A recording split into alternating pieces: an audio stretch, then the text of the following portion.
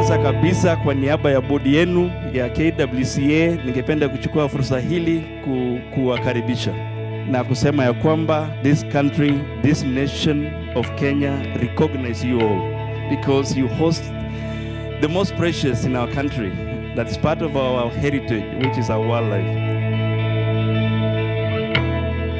I am pleased to be with you here today to officiate the opening of the 3rd annual Conservancy Leaders Conference organized by KWCA. The Ministry of Tourism and Wildlife acknowledged the role of wildlife conservancies in securing wildlife dispersal areas and corridors, and the ministry has already prepared a draft National Wildlife Conservation and Management Policy and 18 regulations to implement the policy and the legislation.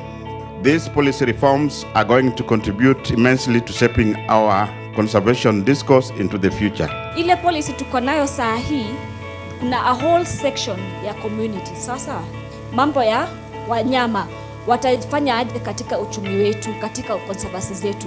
Tutabadilisha aje hii mambo ya conservation ndio igusie mambo ya wakati huu. Tutaintegrate aje mambo ya community. The first thing that is going to go on the floor of the House is a petition for support of financial support to community conservancies. Okay? Serikali vile imesema kwa hiyo act ni kwamba itatenga pesa kiwango kutoka kwa treasury ambayo itakuwa inalipa hizo compensation claims. Within the policy arena, if we don't get it right, it's a waste of time. So I'm happy at least we are getting somewhere so that you start enjoying the actual benefits. Within the context of conservancies, zile agreements nyingi ambazo tunazo ni zile lease. So it is vitally important throughout the various stages of contracting to be alive to the fact that this is a long-term arrangement and therefore care and diligence is very, very important. Je, mnaweza kutusaidia sasa kwa wale ambao kuna defective contracts tuweze kuona kwamba ni ushauri gani ambao mnaweza kutoa ili mtusaidie tuondokee hii kamba? How guarded, how protected is the contract between the investor na community? Kuna venye itakuwa reviewed hiyo contract alafu ikiturudishwe. Contract zote ambazo tunafanya kwanza zije kwa KWCA through the regional offices. I think one way the KWCA could help, we can have sample contracts and you can change it, the same with management plans. We've just undertaken a process where we found several challenges. Community conservancies lacking the capacity to enter into balanced contracts. There's a new crop of leadership coming and they want us to work together through KWCA landowner associations to see how we can immediately start working on these challenges. I see a lot of men who are chairmen or leaders, and where are the women? I think that's a challenge. Can we make sure that next year when we have this, that we want to see more women? Sometimes even if you elect a woman, when she goes back home, tomorrow she comes back and she says she does not want to continue. So what happened overnight? Wamama na vijana waletwe kwa pamoja kwa sababu hii mradi tunafanya ya conservation inahitaji sisi wote kutembea kwa pamoja as a team. And that's the only time mambo ama mahali conservation iko itakuja kwa haraka.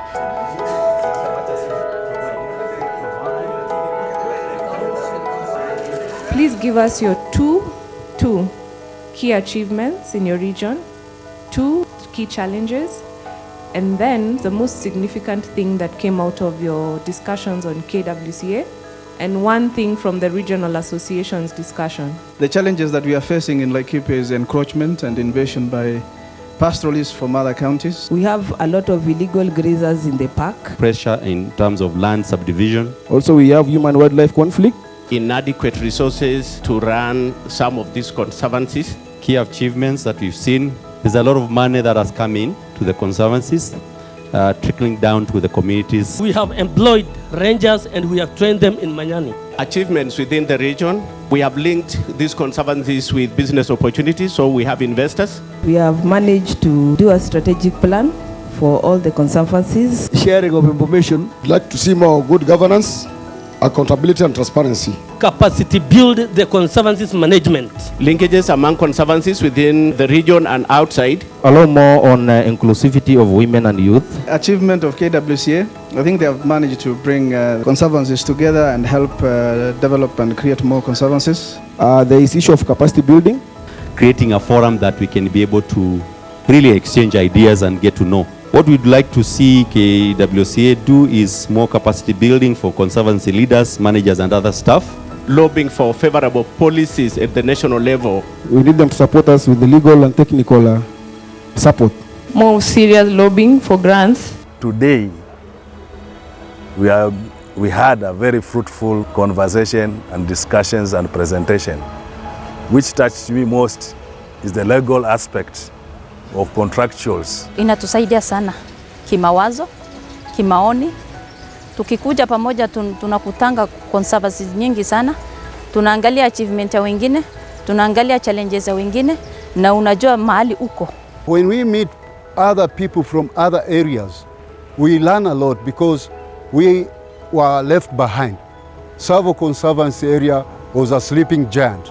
Now we have learned a lot from the Masai Mara, from the Laikipia, from our brothers in Amboseli, and now we have woken up, and I'm telling you, it's a giant who has woken up. One of the mitigation measures in trying to manage overpopulation is translocation.